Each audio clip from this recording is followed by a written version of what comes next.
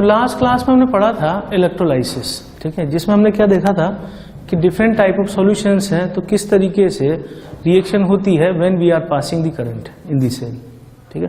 उसमें दो केस बनते थे कि अगर एक ही तरह का केटाइन एनायन हो then the reaction is very simple. हम ये कहेंगे कि cation is reduce over the cathode and anion is oxidise over the anode, ठीक।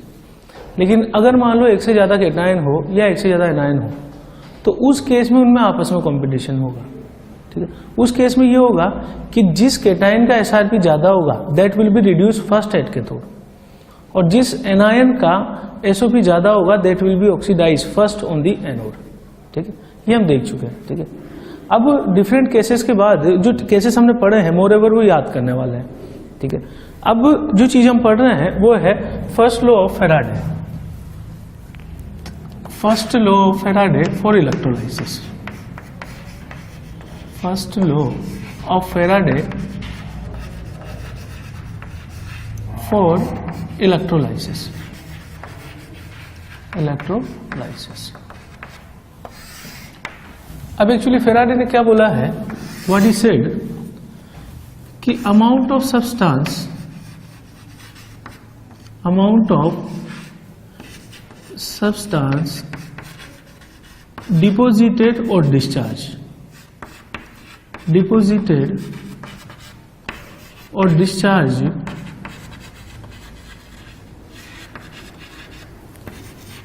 at any electrode is proportional to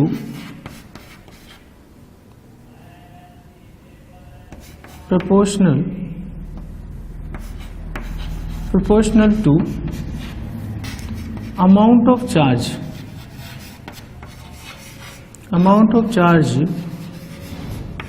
passed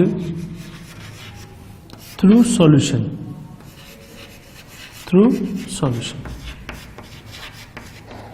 अब ये सॉल्यूशन जो है मेल्ट भी हो सकता है, ये सॉल्यूशन जो है एक्वस भी हो सकता है,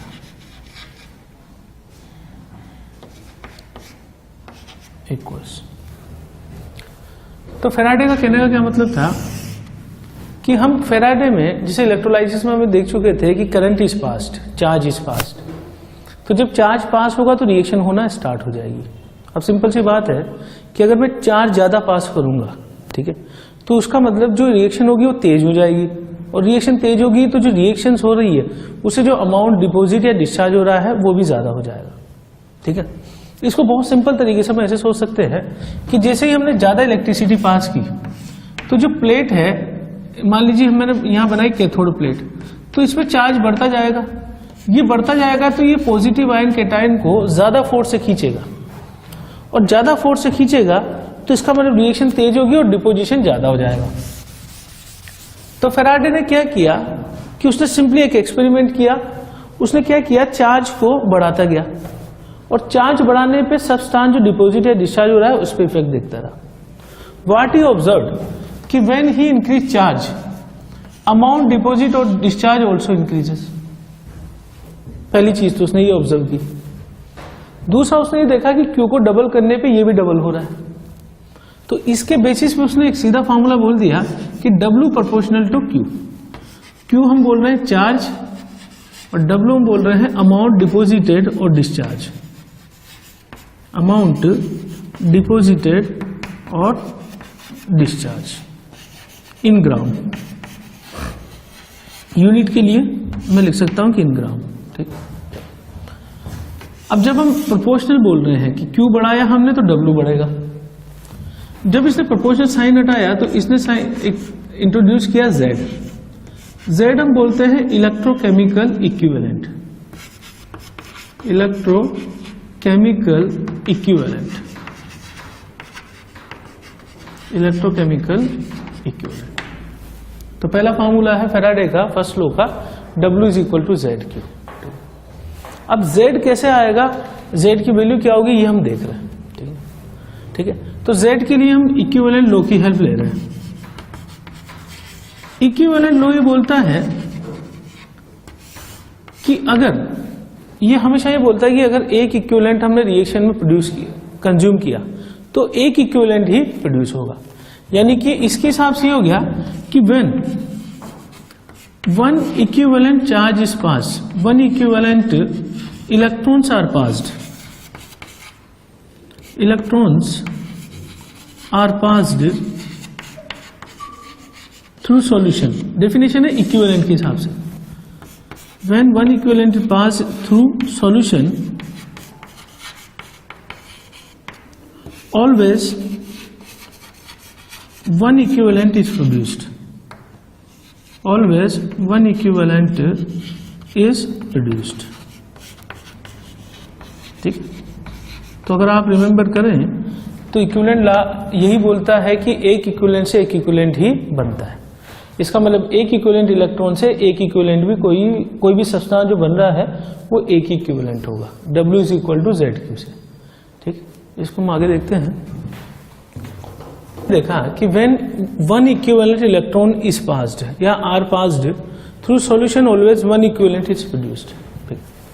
अब किसी भी कंपाउंड का अगर मैं बोल रहा हूं कि एक इक्विवेलेंट में ले रहा हूं किसी भी कंपाउंड का, तो one equivalent is equal to equivalent mass. Equivalent mass. इसको मैं बराबर कर रहा हूं EM के बराबर. इक्विवेलेंट मास EM लिख रहा हूं या मैं इसको शॉर्ट में E से रिप्रेजेंट कर रहा हूं, E ग्राम. ये चीज कहां से आई है कि जैसे हम बोलते हैं एक मोल किसके बराबर होता है, one mole is equal to molar mass. ठीक. और मोलर मास को मैं रिप्रेजेंट कर दूं मान लो M से, तो एक मोल कितने के बराबर होता है, M ग्राम के बराबर. जहां पे M क्या है, मोलर मास. यहां पे E क्या है, इक्विवेलेंट मास. ठीक है. E में किसको रिप्रेजेंट कर रहा हूं, इक्विवेलेंट मास को. अब पॉइंट ये है कि एक इक्विवेलेंट इलेक्ट्रॉन हम पास कर रहे हैं. एक इक्विवेलेंट इलेक्ट्रॉन अगर हम पास करेंगे तो एक इक्विवेलेंट इलेक्ट्रॉन का मतलब होता है एक मोल इलेक्ट्रॉन. ठीक. एक मोल इलेक्ट्रॉन, चूंकि इलेक्ट्रॉन पर -1 चार्ज है, that's why its valency factor is equal to 1. ठीक. तो चार्ज की वजह से एक इक्विवेलेंट जो है एक मोल इलेक्ट्रॉन के बराबर होगा. ठीक. अब अगर मैं एक इक्विवेलेंट इलेक्ट्रॉन पास कर रहा हूं यानी एक मोल इलेक्ट्रॉन पास कर रहा हूं, तो इसका मतलब इस पे चार्ज कितना होगा, 96500 कूलम. ठीक. ये चीज हम पहले कर चुके हैं. एक मोल इलेक्ट्रॉन पे चार्ज कैसे आता है, वन मोल कंटेन्स N इलेक्ट्रॉन और एक इलेक्ट्रॉन पे चार्ज QE की वैल्यू होती है 1.602 10 की पावर -19 कूलम और Na होता है 6.022 10 टू द पावर 23. ये हम पहले कर चुके हैं. तो वन मोल इलेक्ट्रॉन पे जो चार्ज है इसी को हमने याद हो तो 1 फेराडे का नाम दिया था. This is equal to 1 Faraday. कहने का मतलब ये है कि अगर मैं एक इक्विवेलेंट इलेक्ट्रॉन पास कर रहा हूं यानी मैं एक मोल इलेक्ट्रॉन पास कर रहा हूं, यानी कि मैं 1 फेराडे चार्ज पास कर रहा हूं, यानी मैं 96500 कूलम पास कर रहा हूं. और उस एक इक्विवेलेंट इलेक्ट्रॉन से एक इक्विवेलेंट जमा हो रहा है जो कि किसके बराबर है, E ग्राम के बराबर. तो थोड़ी देर पहले मैंने एक फॉर्मूला लिखा है E is equal to Z into Q. अगर मैं Q की वैल्यू रखता हूं 96500 कूलम, तो E कितना जमा होगा, इज इक्वल टू E ग्राम. ठीक. सॉरी यहां पे W था अपना, तो वेट जमा होगा E के बराबर. अगर Q में एक इक्विवेलेंट इलेक्ट्रॉन चार्ज पास कर रहा हूं यानी 96500 कूलम, तो इसकी वजह से एक इक्विवेलेंट जमा होगा यानी E ग्राम जमा होगा. तो मैंने W को रिप्लेस कर दिया E से. तो Z की वैल्यू यहां से कितनी आ गई मेरे पास, Z is equal to E upon 96500. ठीक. हम इस Z को कहां रख देंगे, यहां पर. ठीक है. तो यहां रखने पे क्या फॉर्मूला आता है ये देखते हैं. चलिए ऐसा करें. तो W is equal to ZQ में Z हमने निकाल लिया है E अपॉन 96500. ठीक है. अब इसमें Z तो क्या है, electrochemical equivalent, E is equivalent mass, Q charge और W वेट डिपॉजिटेड. ठीक है. तो मैं यहां से लिख सकता हूं कि W is equal to E into Q upon 96500. ठीक. और चार्ज होता है Q is equal to I into T. अगर मैं इसे रिप्लेस कर दूं तो W इज इक्वल टू यहां से हो जाएगा EIT अपॉन 96500 कूलम. तो ये हो गया पहला फार्मूला जो हम यूज करने वाले हैं. ठीक. अब इस फार्मूले में आप समझ लीजिए, ये है अमाउंट डिपोजिटेड, ई का मतलब इक्विवेलेंट मास, इक्विवेलेंट मास, और ये किस में रखना है मुझे, ग्राम में। I is equal to current, और करंट की यूनिट मुझे रखनी है एम्पियर में, और T is equal to time, और टाइम मुझे रखना है सेकंड में। अगर यूनिट हमने सही यूज की तो वेट का जो आंसर आने वाला है that will come into gram. तो W is equal to EIT upon 9650, ये हो गया हमारा पहला फार्मूला। दूसरा फार्मूला हमारा क्या है कि हम वैलेंसी फैक्टर पढ़ चुके हैं कि वैलेंसी फैक्टर अगर मैं उसको रिप्रेजेंट करूं, एन फैक्टर भी बोलते हैं इसे, या मैं इसको VF से रिप्रेजेंट कर देता हूं वैलेंसी फैक्टर। ठीक, तो नंबर ऑफ इक्विवेलेंट मास होता है, equivalent mass is equal to molar mass upon valency factor. ठीक है, EM का मतलब इक्विवेलेंट मास और MM का मतलब मोलर मास। ये एक्चुअली इन दोनों का आपस में रिलेशन है कि if we divide molar mass by valency factor we will get the equivalent mass. ठीक, मैं शॉर्ट में इसको E लिख रहा हूं, इक्विवेलेंट मास को, मोलर मास को M लिख रहा हूं, और सिंपल वैलेंसी फैक्टर। अब हम क्या करेंगे, E को रखेंगे यहां पर, तो W is equal to MIT upon नीचे आएगा वैलेंसी फैक्टर इंटू 96500। यहां पे मैं W अपॉन M कर दूं, वेट अपॉन मोलर मास, ये हो जाएगा N नंबर ऑफ मोल्स, तो नंबर ऑफ मोल्स आ गया N is equal to IT upon valency factor into 96500 coulomb. N is equal to IT upon valency factor into 96500 coulomb. तो N यहां पर क्या है, N is equal to number of mole. तो question solve करते वक्त हम या तो इस फार्मूले का यूज करेंगे जिससे हम अमाउंट का जो है मास निकालेंगे, अमाउंट निकालेंगे किसी भी सब्सटेंस का ग्राम में, और इस फार्मूले का यूज करेंगे हम मोल निकालेंगे। उसके लिए मुझे तीन चीजों की जरूरत है, आई जो करंट हम पास कर रहे हैं, टी जो टाइम जितने टाइम के लिए पास किया है वैलेंसी फैक्टर, आई एम्पियर में होना चाहिए, टी सेकंड में होना चाहिए, तो ये मोल हमारे पास आ जाएंगे। तो ये दो फार्मूले हमें याद रखने हैं जिनका हम यूज करेंगे। ठीक, चलिए factor calculation. Valency factor calculation हम कैसे करते हैं, जैसे सपोज मैं करता हूं Na से मैं बना रहा हूं, या Na प्लस प्लस इलेक्ट्रॉन से मैं बना रहा हूं Na। ठीक, तो यहां +1 से जो चेंज हो रहा है 0 में चेंज हो रहा है, तो पर एटम जितना चेंज होगा तो इसका वैलेंसी फैक्टर 1, क्योंकि चेंज 1 का है। अगर मान लो मैं लिखता हूं कि Mg प्लस 2 इलेक्ट्रॉन से मैं बना रहा हूं Mg।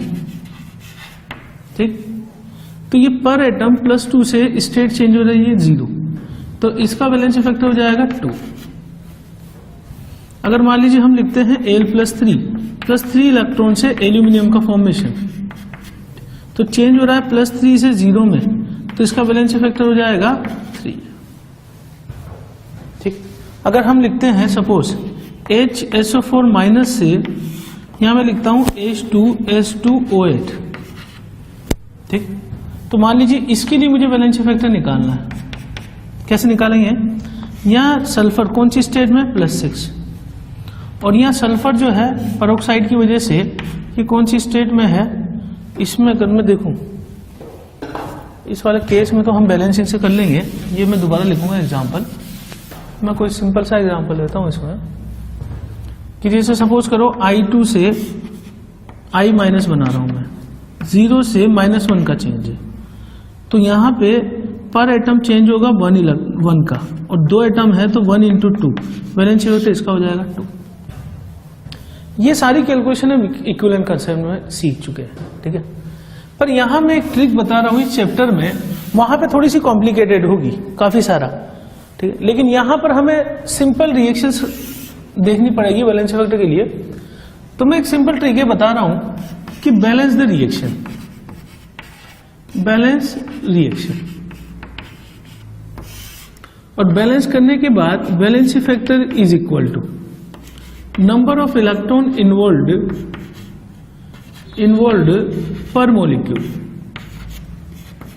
पर मॉलिक्यूल। चलिए अब इसका मतलब क्या है, जैसे मैं यहां देखता हूं, इसके एक एटम या एक मॉलिक्यूल के लिए कितने इलेक्ट्रॉन दिखाई दे रहे हैं? 2, इसलिए वैलेंसी फैक्टर लिख दिया मैंने 2। सोडियम के लिए कितने इलेक्ट्रॉन दिखाई दे रहे हैं? 1, तो वैलेंसी फैक्टर 1। एल्यूमिनियम के लिए 3 इलेक्ट्रॉन दिखा रहे हैं, तो वैलेंसी फैक्टर 3। तो हम सिंपल एक काम करेंगे, जैसे सपोज करो मैं एक रिएक्शन लिखता हूं, A + 2B + 3C से 4D + 12 इलेक्ट्रॉन है सपोज, और मैं ये बोल रहा हूं कि this is a balance reaction. अब ऐसा होगा कि इन सबका वैलेंसी फैक्टर अलग अलग होगा। तो सबसे पहले तो हम ये देखेंगे कितने इलेक्ट्रॉन रिएक्शन में इन्वॉल्व है, 12। अब मैं निकाल रहा हूं वैलेंसी फैक्टर A। एक के लिए कितने इलेक्ट्रॉन दिखाई दे रहे हैं? 12, तो ये हो जाएगा वैलेंसी फैक्टर A का 12। वैलेंसी फैक्टर B निकाल रहे हैं, कितने इलेक्ट्रॉन इन्वॉल्व है इसके लिए? 12। 2 के लिए 12 इन्वॉल्व है, तो एक के लिए कितना होगा? 12/2 = 6। वैलेंसी फैक्टर C ये हो जाएगा 12/3 बराबर 4, और वैलेंसी फैक्टर D = 12/4 = 3। तो ये एक ट्रिक है कि अगर आपके पास बैलेंस रिएक्शन है तो आप ये देखिए कितने इलेक्ट्रॉन उस बैलेंस रिएक्शन में आ रहे हैं, ठीक है। जितने इलेक्ट्रॉन आ रहे होंगे उसको स्टोइकोमेट्रिक कोफिशिएंट से डिवाइड कर देंगे आप। मतलब मैं यहाँ ये लिख सकता हूं कि valency factor = electron upon stoichiometric coefficient, ठीक है। यहां मैं इसको ऐसे बोल दूं, number of electron upon stoichiometric coefficient. तो आपको जितने इलेक्ट्रॉन दिखाई दे रहे हैं बैलेंस रिएक्शन में डिवाइड बाय स्टोइकोमेट्रिक कोफिशिएंट कर देंगे तो आपके पास वैलेंसी फैक्टर आ जाएगा, ठीक। देखते भी HSO4- से मैंने बनाया H2S2O8। अब मुझे निकालना है कि इसका वैलेंसी फैक्टर कितना है, ठीक है। तो वैलेंसी फैक्टर हम इक्विवेलेंट कंसेप्ट में सीख चुके हैं, ठीक है। यहां मैं दूसरा तरीका यूज कर रहा हूं कि हम बैलेंस करना चालू कर दें इसे। तो 2HSO4- से मैं बना रहा हूं H2S2O8, और बैलेंस करने के लिए इस साइड लिख दूं 2 इलेक्ट्रॉन। अभी रिएक्शन बैलेंस हो गई। अब आपके स्टोइकोमेट्रिक कोफिशिएंट इसके हो गए 2 और 1, और इलेक्ट्रॉन कितने इन्वॉल्व है रिएक्शन में? 2। तो अगर मैं इसका वैलेंसी फैक्टर निकालूं तो वो आएगा 2/1, और अगर इसका निकालूं वैलेंसी फैक्टर तो वो आएगा 2/2 बराबर 1। तो वैलेंसी फैक्टर की सीधी कैलकुलेशन है, रिएक्शन बैलेंस कीजिए, इलेक्ट्रॉन जितने दिखाई दे रहे हैं उसको स्टोइकोमेट्रिक कोफिशिएंट से डिवाइड कर दीजिए। स्टोइकोमेट्रिक कोफिशिएंट 2 और 1 सीधा आ जाएगा, ठीक। अब अगर मान लीजिए मैं बोल रहा हूं कि वैलेंसी फैक्टर फॉर आयन, तो generally valency factor for ion होता है चार्ज ऑन आयन। अगर कोई रिएक्शन नहीं है तो, जैसे मान लो Na+ है तो इसका वैलेंसी फैक्टर कितना लिख दूं मैं? 1। अगर कोई रिएक्शन नहीं हो रही है तो सिर्फ Mg+2 का वैलेंसी फैक्टर 2 और Al+3 का वैलेंसी फैक्टर 3। एक तो ये तरीका है, ठीक है ना। पर अगर रिएक्शन हो रही है तो ये चेंज कर सकता है, हम रिएक्शन को देखेंगे हमेशा। जैसे Fe+2 से Fe+3 है तो वैलेंसी फैक्टर वहां चेंज देखना पड़ेगा, जो कि इक्विवेलेंट कंसेप्ट की कैलकुलेशन है, ठीक। फैक्टर फॉर सॉल्ट, तो सॉल्ट के लिए वैलेंसी फैक्टर होता है कि टोटल नेगेटिव चार्ज, और मैग्नीट्यूड कर देता हूं मैं इसे, या फिर total positive charge.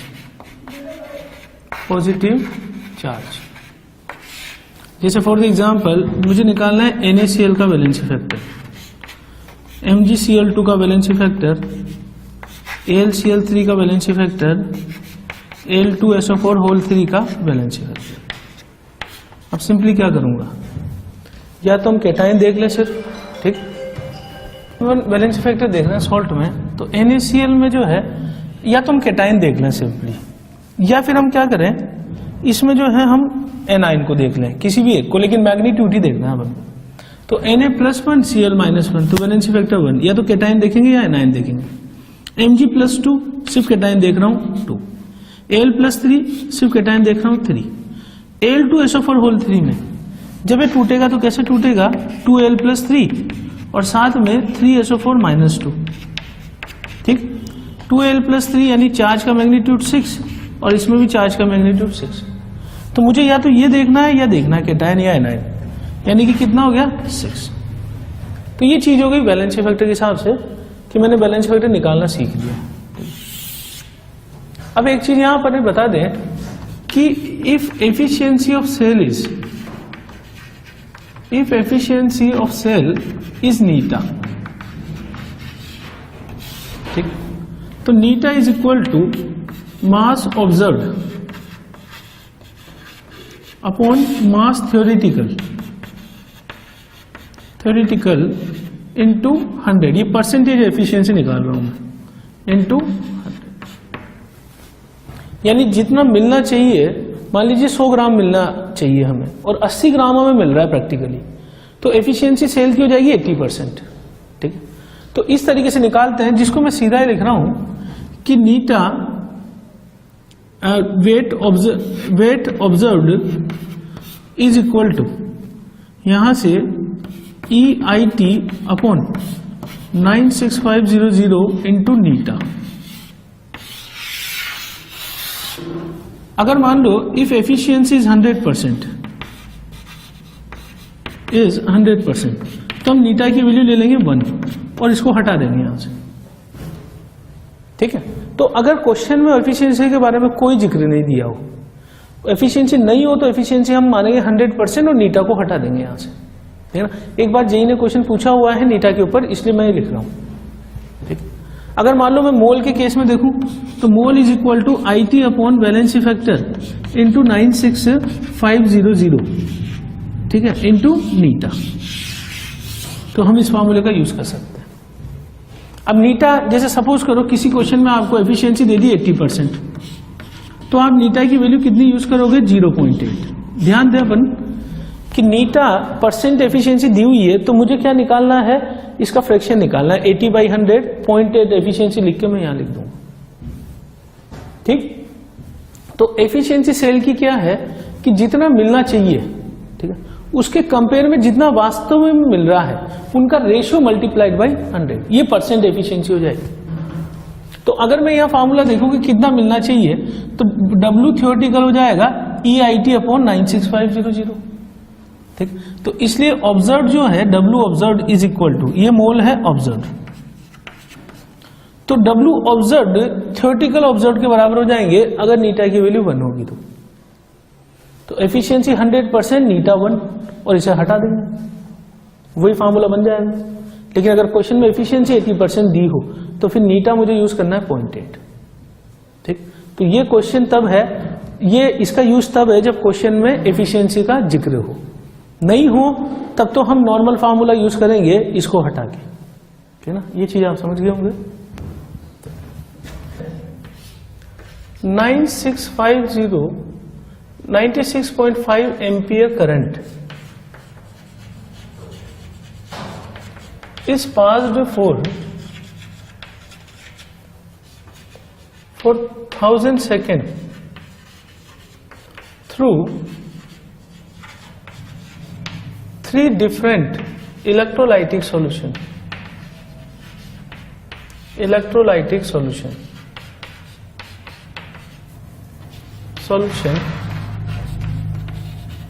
of molten NaCl, molten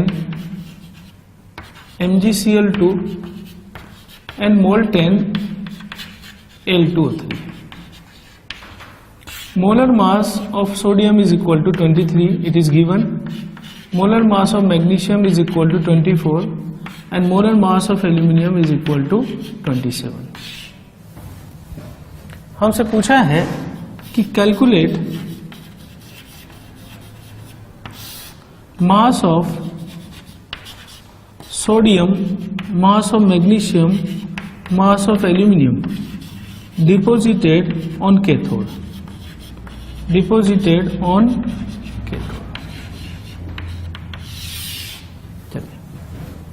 अब देखिए इस प्रॉब्लम में जो तीनों सॉल्यूशन है ये अलग अलग है, मतलब ये एक अलग कंपार्टमेंट में है, ये अलग कंपार्टमेंट में है, ये अलग, और तीनों जो है मोल्टेन स्टेट में।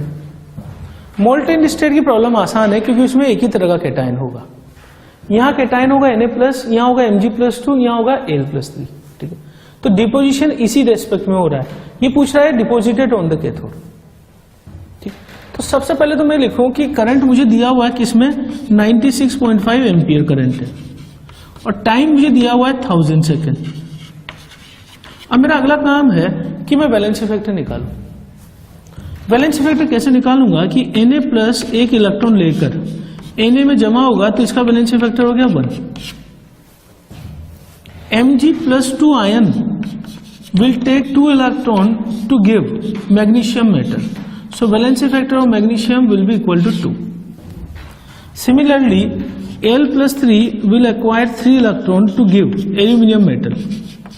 3 electrons are involved during the reaction, so valence effect of aluminium is equal to 3.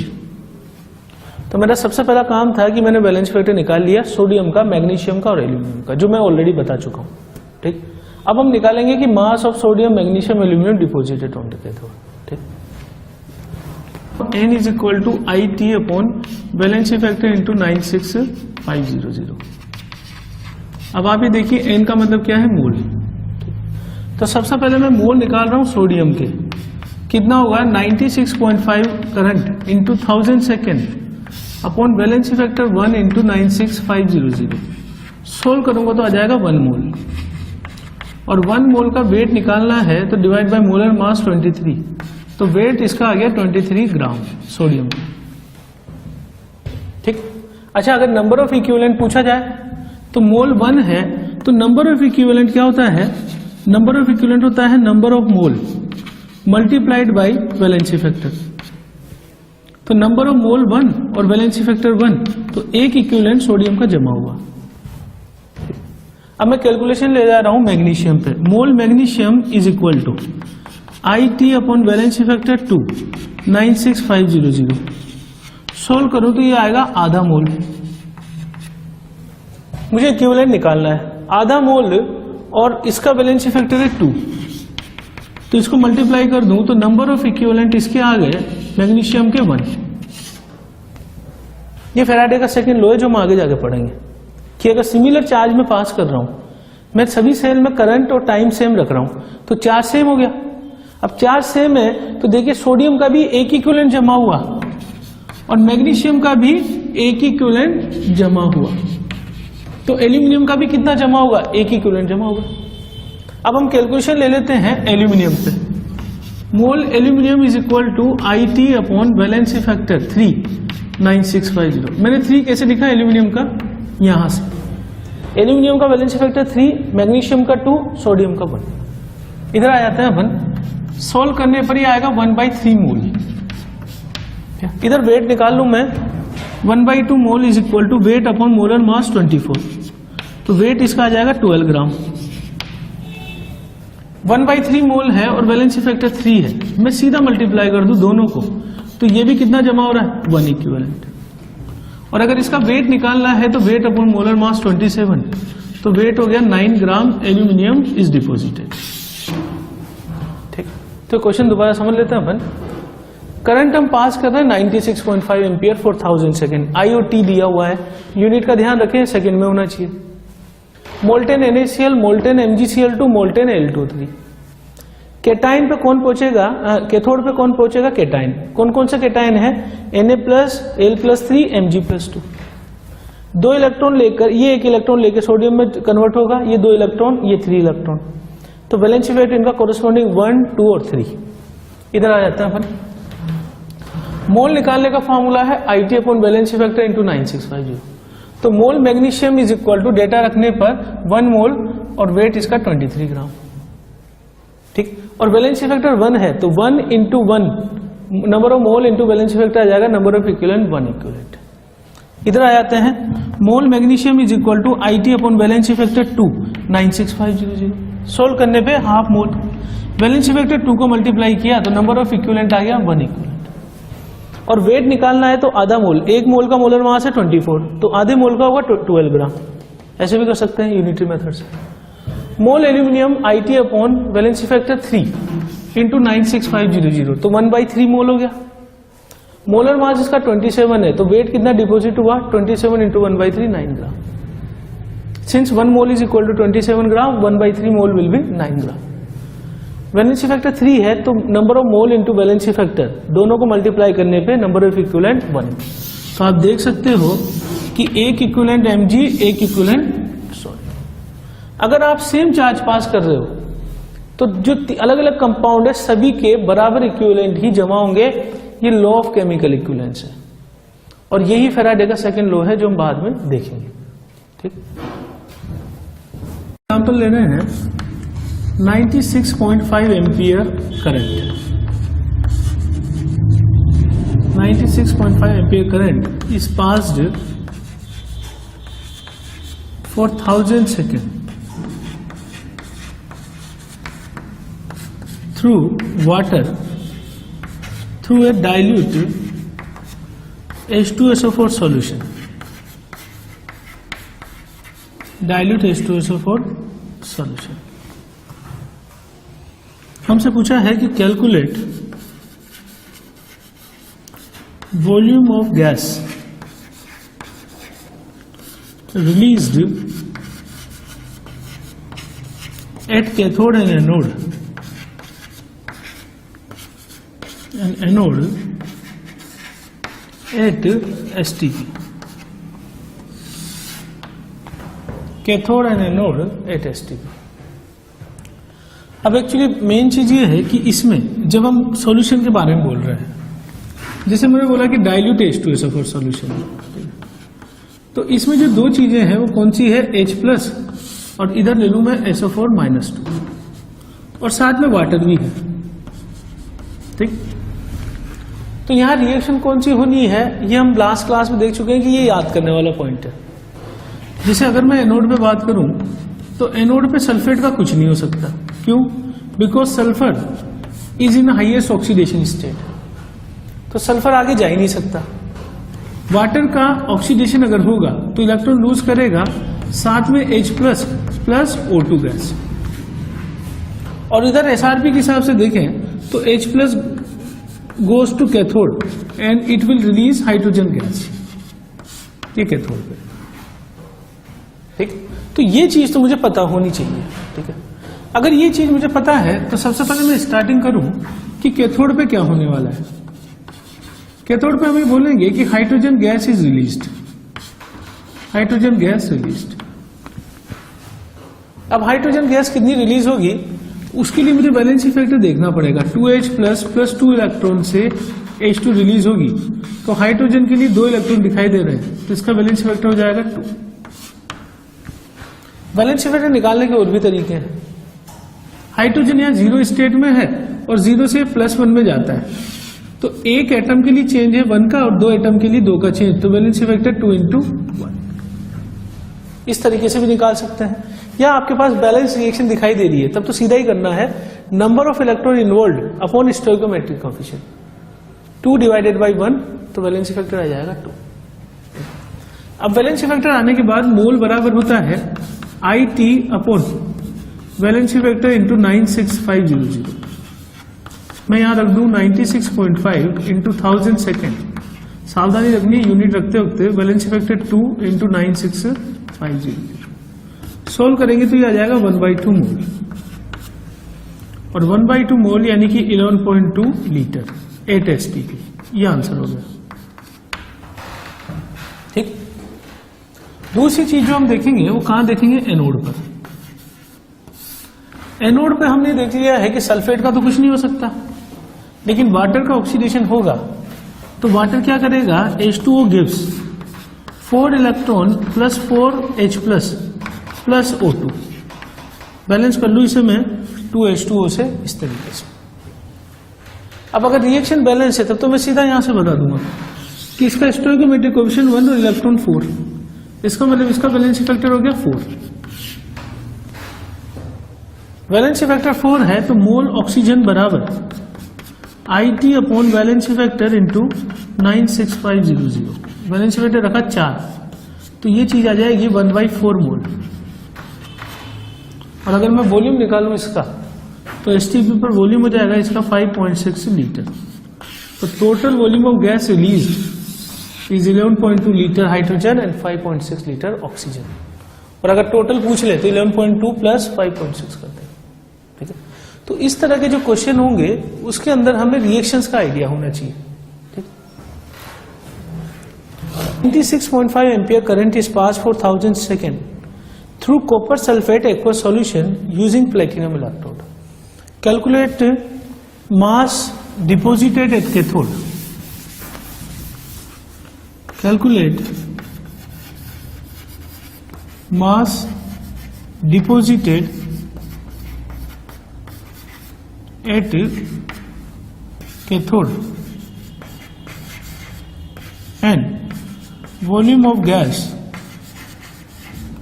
released at anode.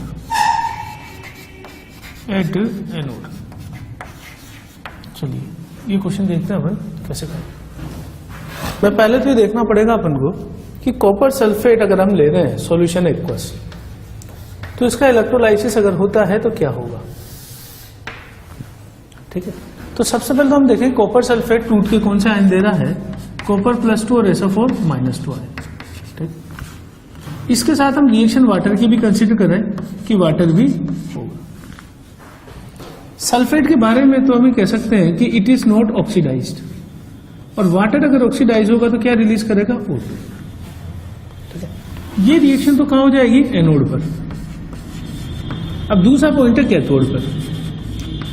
Cathode पे उसका ऑक्सीडेशन होगा, अगर हम बोले कि कैथोड पे किसका ऑक्सीडेशन होगा, जिसका SRP ज्यादा होगा।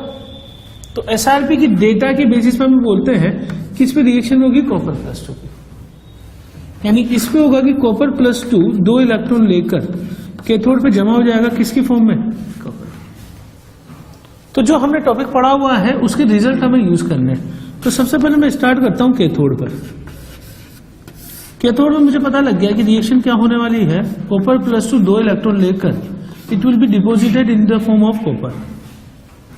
ठीक, अब कॉपर के एक मॉलिक्यूल के लिए 2 इलेक्ट्रॉन दिखाई दे रहे हैं, तो इसका वैलेंसी फैक्टर हो गया 2। वैलेंसी फैक्टर होने के बाद मोल बराबर IT upon valency factor into 96500। यहाँ डेटा रखूं मैं 96.5 for 1000 second upon valency factor 2 into 96500।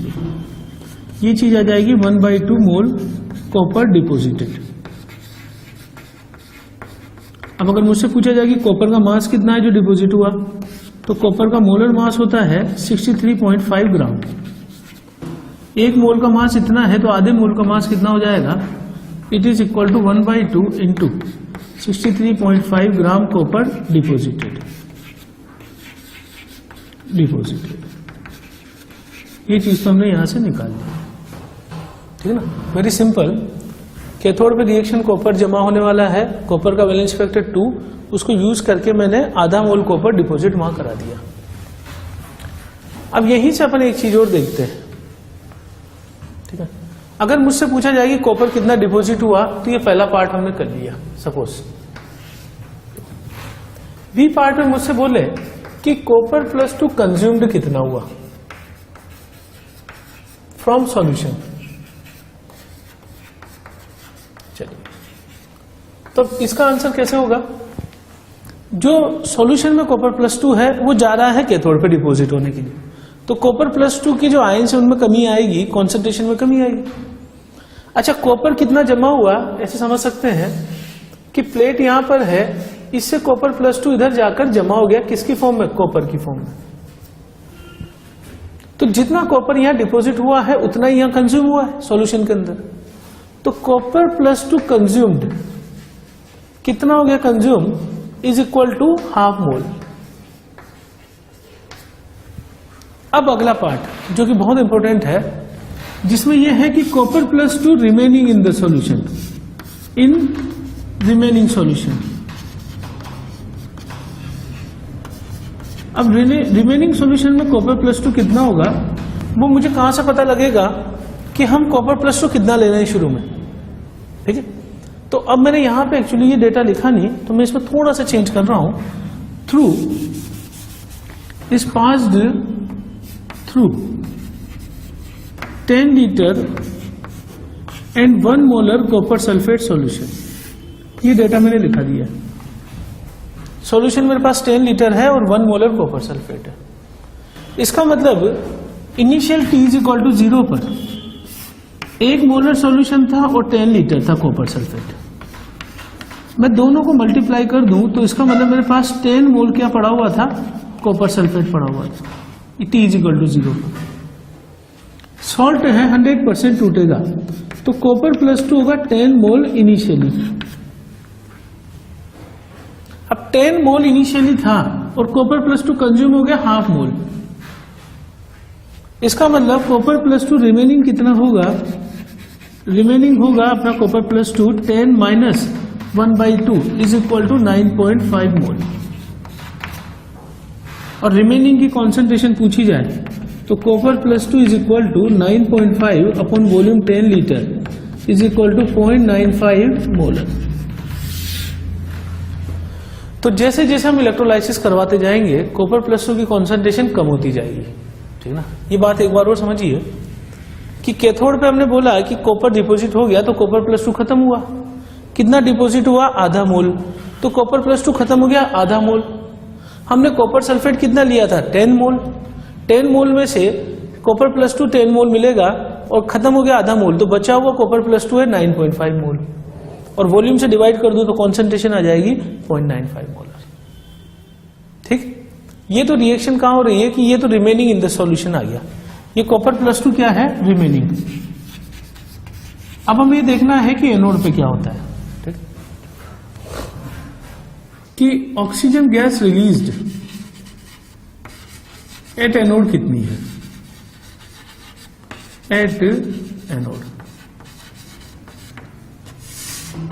तो सबसे पहले रिएक्शन लिख लेते हैं एनोड पे कौन सी रिएक्शन ली। H2O gives 4 electron plus 4H plus O2। ये बैलेंस है रिएक्शन, नहीं ट्वाइस यहाँ लगा। आपको यहाँ ऑक्सीजन के लिए दिखाई दे रहे हैं 4 इलेक्ट्रॉन, तो इसका बैलेंस इफेक्ट सीधा लिख दो 4। निकालने का एक अप्रोच और था, ऑक्सीजन इज इन 0 स्टेट और यहां पे ऑक्सीजन -2 स्टेट में, तो पर एटम चेंज 0 से -2 यानी पर एटम चेंज है 2 का और 2 एटम है ऑक्सीजन के, तो ये 4 हो गया वैलेंस इफेक्ट। ऐसे भी निकाला जा सकता है। वैलेंस इफेक्टर पता लगने के बाद मोल O2 रिलीज बराबर IT upon valence factor into 96500 रखने पे आ जाएगा 1/4 मोल ऑक्सीजन गैस रिलीज। और अगर इसका वॉल्यूम पूछा हो तो ये हो जाएगा 5.6 लीटर 8 STP। क्या कारण है इसका, क्योंकि 1 मोल कितना होता है 22.4 लीटर 8 STP।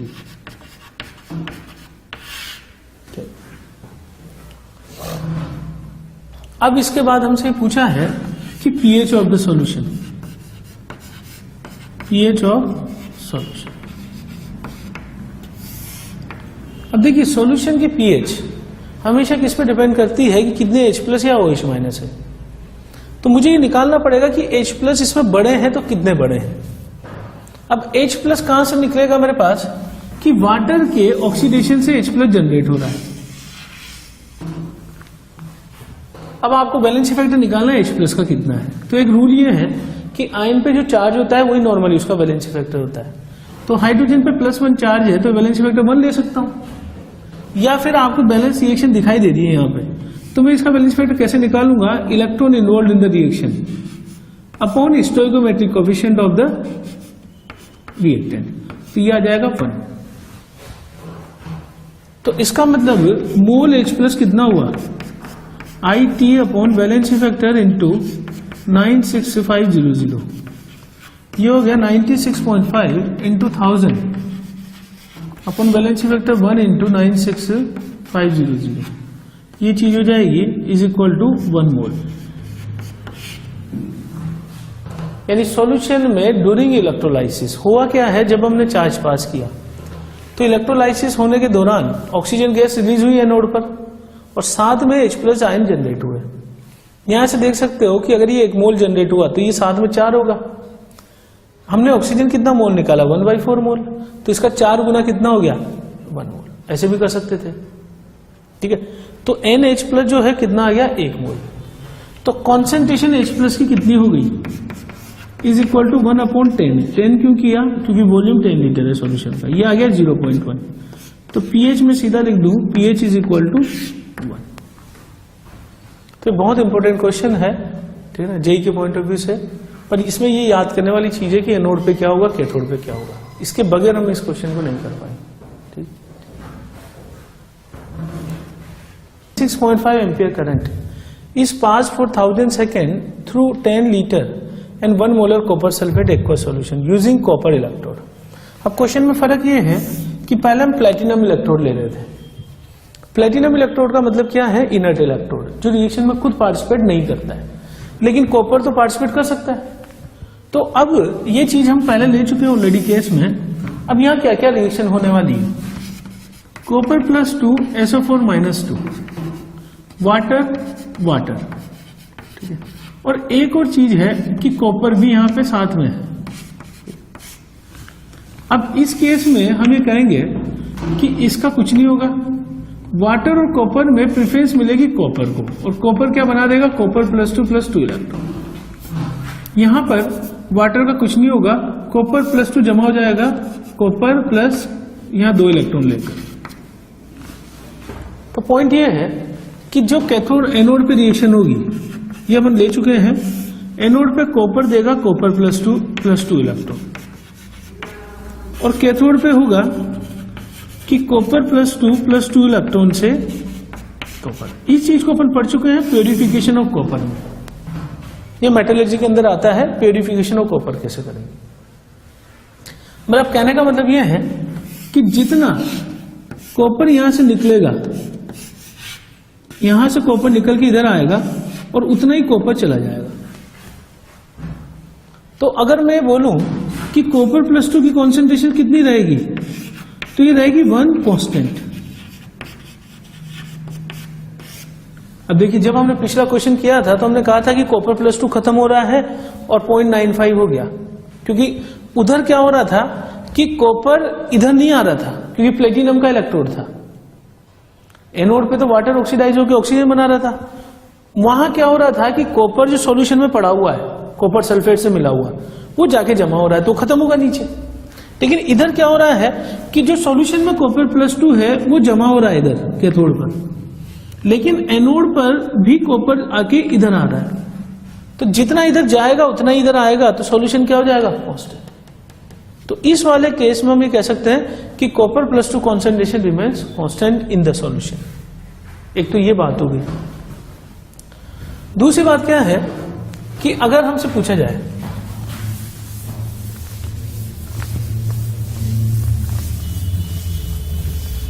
अब मैं स्टार्ट कर रहा हूं कि मास डिपोजिटेड एट कैथोड, तो मोल कॉपर बराबर IT upon balance factor into 96500, ठीक है। ये चीज मैं रखूं बैलेंस फैक्टर 2 रखकर, तो ये आएगा आधा मोल। और दूसरा मैं पूछूं कि mass of copper discharge, mass of copper discharge from anode, तो देखिए जितना कॉपर रिएक्शन, देखो क्या है, यहां देख चुका हूं मैं, कैथोड पे कॉपर प्लस 2 जाके कॉपर में जमा हो जाएगा। बैलेंस फैक्टर इसका कितना हो गया कॉपर का, 2। अब एनोड पे भी सेम ही रिएक्शन है, पर वहां से कॉपर सॉल्यूशन में आ रहा है कॉपर प्लस 2 की फॉर्म में। तो पॉइंट ये है कि अगर ये कॉन्सेंट्रेशन कांस्टेंट है तो जितना इधर आया उतना ही जमा हो गया। अगर जमा आधा मोल हुआ है तो यहां से खत्म भी कितना होना चाहिए, आधा मोल। तो हमें कहेंगे कि कॉपर डिस्चार्ज यानी कि copper plus 2 electron, reaction same है, बैलेंस फैक्टर 2, तो मोल कॉपर डिस्चार्ज बराबर हाफ मोल। अगर जितना कॉपर इधर आया है उतना ही जमा हो गया तो इसकी कॉन्सेंट्रेशन हम पहले ही बोल चुके हैं, इट रिमेन्स कांस्टेंट, ठीक है। एक copper vessel has dimension as 2 centimetre into 5 centimetre, ये लेंथ, ये विड्थ मान ली अपन। If 96.5 ampere current is passed for 1000 seconds for electroplating of silver, calculate thickness of silver layer on copper vessel. Molar mass copper का दे दिया 10 की 108 और density is 10.8 ग्राम पर सेंटीमीटर। एक्चुअली इलेक्ट्रोप्लेटिंग क्या होती है सिल्वर पर, सिल्वर की, कि मान लो जैसे कॉपर बर्तन है हमारे पास, इसको हमने कनेक्ट कर दिया, सपोज यहाँ पे इसे माइनस साइड से कनेक्ट कर दिया, तो ये क्या बन जाएगा, कैथोड। अब मैंने ऐसे सॉल्यूशन में इसको रख दिया जिसमें यहां पर सिल्वर पड़ा हुआ है Ag+, तो Ag+ जाके यहां डिपॉजिट होगा और Ag+ डिपॉजिट होगा तो इसके ऊपर एक लेयर चढ़ जाएगी इसकी सिल्वर की। हमसे पूछा है कि सिल्वर की थिकनेस कितनी होगी जो यहां लेयर चढ़े। ठीक, अब आप ये देखिए कि इसे हम क्या बोलते हैं, electroplating of silver on the vessel. तो इस तरीके से हम किसी भी बर्तन पर सिल्वर की लेयर चढ़ा सकते हैं। अब पॉइंट ये है कि सिल्वर यहां पे कितना डिपॉजिट हुआ वो देखना है मुझे। तो Ag+ जो डिपॉजिट होगा, Ag++ इलेक्ट्रॉन से Ag डिपॉजिट हुआ, एक इलेक्ट्रॉन दिखाई दे रहा है इसलिए वैलेंसी फैक्टर 1। Ag जो डिपॉजिट हुआ उसके मोल कितने होंगे, mole of Ag is equal to IT upon valency factor into 96500। अब IT रख दो यहाँ पे आप 96.5 into 1000 upon valency factor 1 into 96500। Solve करने पर it comes as 1 mole silver. 1 mole silver deposit हुआ है तो इसका मास कितना हो जाएगा, 108 ग्राम। जो सिल्वर डिपॉजिट हुआ उसका 108 ग्राम मास है। डेंसिटी सिल्वर की हमारे पास 10.8 ग्राम पर सेंटीमीटर। तो मेरे पास मास सिल्वर आ गया। कैसे आया ये तो समझ गए होंगे, 1 मोल है और चूंकि मोलर मास 108 है इसलिए 108 ग्राम डिपॉजिट हुआ। तो मास Ag 108 ग्राम है और डेंसिटी है अपने पास 10.8 ग्राम पर सेंटीमीटर क्यूब, जो कि होती है मास अपॉन वॉल्यूम। तो वॉल्यूम यहां से कितना आ जाएगा, mass upon density 108 upon 10.8 centimetre cube. Solve करने पे कितना हो जाएगा, it comes as 100 centimetre cube. तो जो सिल्वर का लेप चढ़ा है, प्लेटिंग हुई है, वो सिल्वर का वॉल्यूम होना चाहिए 100 सेंटीमीटर क्यूब। ठीक है, अब अगर मैं यहां पे एक परत चढ़ा रहा हूं, ठीक है, तो मैं इसका वॉल्यूम क्या मान सकता हूं कि dimension A into B into thickness, volume निकालने के लिए जो बर्तन है उसकी डायमेंशन है 2 सेंटीमीटर इंटू 5 सेंटीमीटर, थिकनेस मुझे निकालनी है।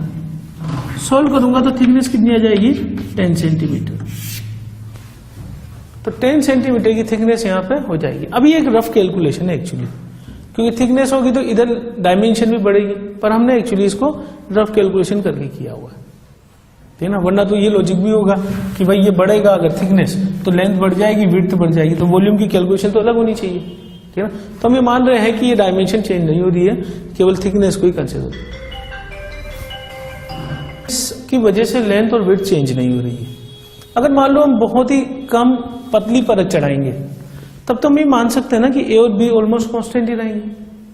अगर मान लो थिकनेस होती 0.001 सेंटीमीटर तो उसकी वजह से लेंथ और विड्थ पे चेंज नहीं आता। अभी डेटा ऐसा है कि ये बहुत ज्यादा आ रहा है, इसलिए अपने दिमाग में क्वेश्चन आ सकता है, ठीक है ना। तो उसको तो अवॉइड करके हम कैलकुलेशन कर लिए।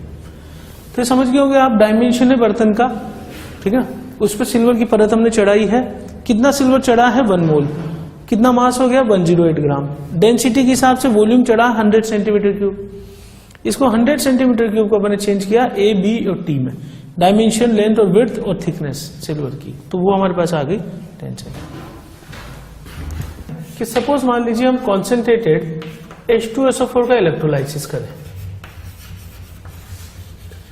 ये केस वैसे अपन ले चुके हैं ऑलरेडी, जिसमें हमने बोला था कि H+ प्लस HSO4 माइनस, इससे जनरेट होगा H2S2O8 और इससे जनरेट होगा हाइड्रोजन गैस। ठीक, ये कहां पे होने वाला है, कैथोड पर, और ये होने वाला है एनोड पर। चलिए यहां तक ठीक है। वैलेंसी फैक्टर निकाल लेते हैं। हाइड्रोजन के लिए वैलेंसी फैक्टर हो जाएगा 2। कैसे, 2H+ प्लस 2 इलेक्ट्रॉन से हाइड्रोजन गैस रिलीज हुई, तो इसके एक मॉलिक्यूल के लिए 2 इलेक्ट्रॉन दिखाई दे रहे हैं, तो वैलेंसी फैक्टर 2। यहां तक ठीक है। इसके लिए देखते हैं जिसको अपन बोलते हैं मार्शल एसिड। तो 2HSO4 माइनस से ये बनेगा H2S2O8 प्लस 2 इलेक्ट्रॉन।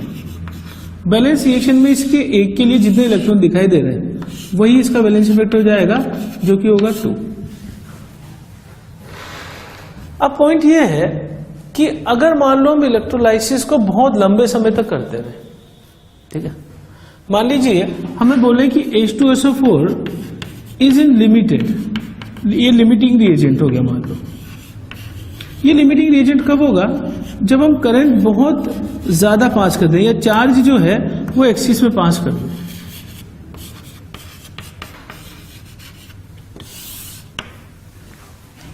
ये पॉइंट है कि सॉल्यूशन में हमने चार्ज पास किया, ये रिएक्शन हुई, तो ये खत्म होता जाएगा H2SO4।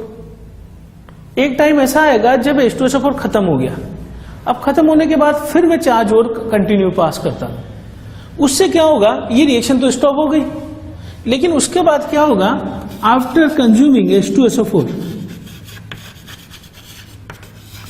Water will be electrolysed. तो अब कैथोड पे क्या रिएक्शन होगी? कैथोड पे वाटर से रिलीज होगा हाइड्रोजन गैस और एनोड पे रिलीज हो जाएगा वाटर से ऑक्सीजन गैस।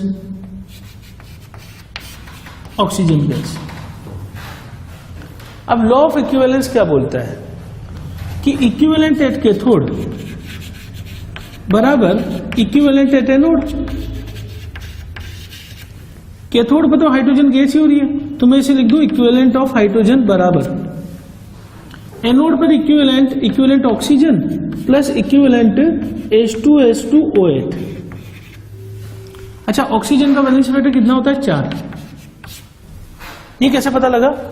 कि जब हम रिएक्शन को बैलेंस करते हैं तो 4H प्लस 4 इलेक्ट्रॉन, तो इसके एक के लिए कितने इलेक्ट्रॉन दिखाई दे रहे हैं? 4, तो वैलेंस फैक्टर 4। अब मैं एक्चुअली क्या समझाने की कोशिश कर रहा हूं कि जब हम इसको सोल्व करेंगे तो हम ये बोलेंगे कि इक्विवेलेंट हाइड्रोजन बराबर equivalent oxygen plus equivalent H2SO8। Equivalent को लिख सकता हूं valency factor into mole hydrogen बराबर valency factor into mole oxygen plus valency factor into mole H2SO8। Hydrogen का वैलेंसी फैक्टर होगा 2, ऑक्सीजन का वैलेंसी फैक्टर होगा 4 और इसका वैलेंसी फैक्टर होगा 2। तो मेरे पास आ गया 2 इंटू मोल हाइड्रोजन बराबर 2 इंटू मोल O2, सॉरी 4 इंटू मोल O2 प्लस 2 इंटू मोल H2SO8। प्रॉब्लम को एक बार और समझेंगे कि क्या बोला जा रहा है। हमने लिया कॉन्सेंट्रेटेड H2SO4। कॉन्सेंट्रेटेड H2SO4 दो आयन दिया, H प्लस और HSO4 minus ion. H plus से हाइड्रोजन गैस रिलीज हो गई और HSO4 माइनस से H2SO8 जिसको बोलते हैं पेरोक्सी डाइसल्फ्यूरिक एसिड या मार्शल एसिड रिलीज हो गया। अब हाइड्रोजन का वैलेंसी फैक्टर तो मैंने निकाल लिया 2 और मार्शल एसिड का वैलेंसी फैक्टर 2, यहां तक ठीक है। अगर मान लो मैं चार्ज कम क्वांटिटी में पास करूंगा तब तो केवल यही दो रिएक्शन होने वाली है, लेकिन मैं एक ऐसा केस ले रहा हूं कि H2SO4 कम क्वांटिटी में है और चार्ज एक्सिस में पास कर रहा हूं। क्या होगा कि after consuming H2SO4 now H2O will be electrolysed. मतलब होगा क्या, इसको ऐसे समझे कि यहां से HSO4 माइनस हमने मान लीजिए सारा इधर जमा कर लिया, तो फिर वाटर तो पड़ा हुआ है ना, अब वाटर इसके खत्म होने के बाद वाटर पहुंचने लग जाएगा। तो इन दोनों के खत्म होने के बाद वाटर का कैथोड पे रिएक्शन होगा जिससे वाटर से हाइड्रोजन रिलीज होगी और एनोड पे वाटर से ऑक्सीजन रिलीज होगी। यानी कि बहुत प्रोलॉन्ग इलेक्ट्रिसिटी पास करने पर यहां पे अपन ये देखें कि कैथोड पे तो सिर्फ हाइड्रोजन होगा, लेकिन एनोड पर अपने पास ऑक्सीजन भी होगा, साथ में H2SO8 भी होगा। अब लॉ ऑफ केमिकल इक्विवेलेंस क्या बोलता है कि जितना हाइड्रोजन जो है इधर इक्विवेलेंट जमा होगा उतना इक्विवेलेंट इसका जमा होगा। तो मैंने लिख दिया इक्विवेलेंट हाइड्रोजन बराबर equivalent oxygen plus equivalent H2SO8। Equivalent क्या निकालते हैं? Valency factor into mole, valency factor into mole, इसके valency factor into mole. Valency factor oxygen का 4, यहाँ एरो गलत लगाया हुआ है, वैलेंसी फैक्टर इसका 4, इसका 2, इसका 2। तो फाइनली सोल्व करने के लिए ये चीज। तो ऐसा होता है कि ये बहुत ही मतलब इस तरह का क्वेश्चन जेई ने कभी पूछा नहीं है, लेकिन ये बहुत एडवांस का कंसेप्ट है कि अगर मैं कोई भी सॉल्यूशन ले रहा हूं, मैं एक सिंपल एग्जांपल लेता हूं कि मैंने सपोज करो AgNO3 सॉल्यूशन ले लिया और मैंने यहां पर प्लेट रख दी और Ag+ जमा होने लग गया। अगर मैं सारा Ag+ खत्म करवा दूं और चार्ज में पास करता रहूं कंटिन्यूसली, तो फिर Ag+ खत्म होने के बाद वाटर यहां पहुंचकर क्या रिलीज करने लग जाएगा, ठीक। तो इसलिए कंपाउंड अगर लिमिटिंग रिएजेंट हुआ तो फिर उस केस में जो है यहां पे वाटर का भी इलेक्ट्रोलाइसिस संभव है, जो कि इधर जाकर कैथोड पे जाके हाइड्रोजन रिलीज करेगा वाटर, और वाटर इधर जाके ऑक्सीजन रिलीज करेगा, ठीक। मान लो मेरे पास मेटल हुआ M और इधर भी मेटल की रोड है, ठीक है, और मैंने इसको डिप किया हुआ है एक ऐसे सॉल्यूशन में जहां M+2 आयन है एक्वस कंडीशन में, तो M+2 के साथ वाटर भी होगा। अब एक्चुअली रिएक्शन होने की संभावना क्या क्या है? रिएक्शन होने की संभावना है कि M इधर आ सकता है या वाटर इधर जा सकता है। मैं बात कर रहा हूं पहले एनोड की, तो एनोड में रिएक्शन M से M+N जो भी है N इलेक्ट्रॉन, और वाटर से यहां पे 4H+ plus 4 electron plus O2। इन दोनों में से रिएक्शन कौन सी होगी ये SR भी डिसाइड करने वाला है। वाटर का SOP, वाटर का SOP होता है -1.23 वोल्ट। हमें बोलेंगे if SOP of metal is greater than -1.23 volt, तब रिएक्शन कौन सी हो जाएगी, मेटल वाली, यानी मेटल से इलेक्ट्रॉन आयन इधर आने लग जाएंगे। अगर ऐसा नहीं हुआ, ये नहीं हुआ, तो क्या होगा, वाटर इधर जाकर क्या रिलीज करने लग जाएगा, ऑक्सीजन, ठीक। अब मैं दूसरी बात कर रहा हूं कैथोड पर। कैथोड पे दो संभावनाएं हैं, M+N, मान लो M+N ले रहा हूं मैं इसे, M+N इलेक्ट्रॉन लेकर मेटल की फॉर्म में जमा होगा, या वाटर इलेक्ट्रॉन लेकर OH- प्लस हाइड्रोजन रिलीज करेगा। वाटर का SR होता है -0.83 वोल्ट। अगर हमें बोले कि if SR of metal is greater than -0.83 volt, तो रिएक्शन कौन सी हो जाएगी,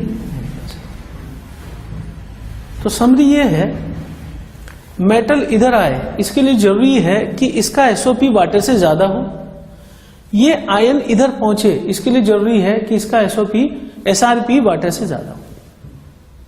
तो ये वाले जो केस हैं इनमें अगर आप देखोगे तो जैसे अगर मैं ये मेटल का एग्जांपल ले लूं, कॉपर, सिल्वर, तो इनका SRP ज्यादा होता है, तो कॉपर डिपोजिट हो जाएगा।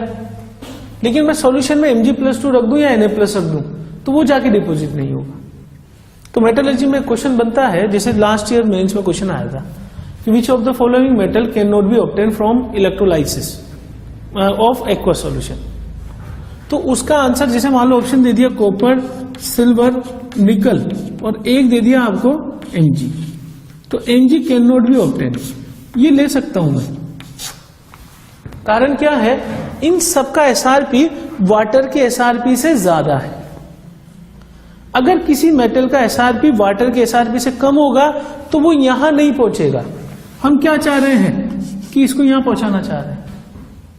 ये कौन सी प्लेट हो गई, एक तरह से कैथोड। तो कैथोड पे ये आयन पहुंचे, इसके लिए जरूरी है कि इसका SRP वाटर से ज्यादा होना चाहिए। वाटर का SRP है -0.83 वोल्ट।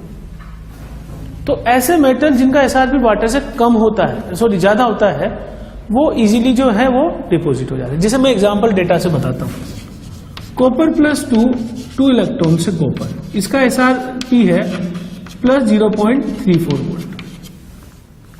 Na+ इलेक्ट्रॉन, यहां Na जमा हो जाएगा, SRP इसका -2.71 वोल्ट। और वाटर प्लस इलेक्ट्रॉन से OH- प्लस H2, इसका SRP है -0.83 वोल्ट। अब आप इन तीनों को कंपेयर कीजिए।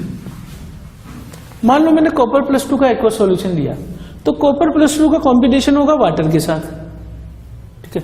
चूंकि इसका SRP वाटर से ज्यादा है तो कॉपर +2 जमा हो जाएगा ऐसे जाके, तो we can obtain copper metal. But अगर मैं बात करूं Na+ की, तो Na+ का SRP कम है इससे वाटर से, तो Na+ जाके जमा नहीं हो सकता. Instead of Na+, water will be produced. तो हम ये कह सकते हैं कि sodium metal can not be obtain from electrolysis of aqueous NaCl. Similarly, magnesium metal cannot be obtained by electrolysis of aqueous MgCl2. But we can obtain copper from aqueous solution of copper sulfate. ठीक है ना? तो ये इसका summary है.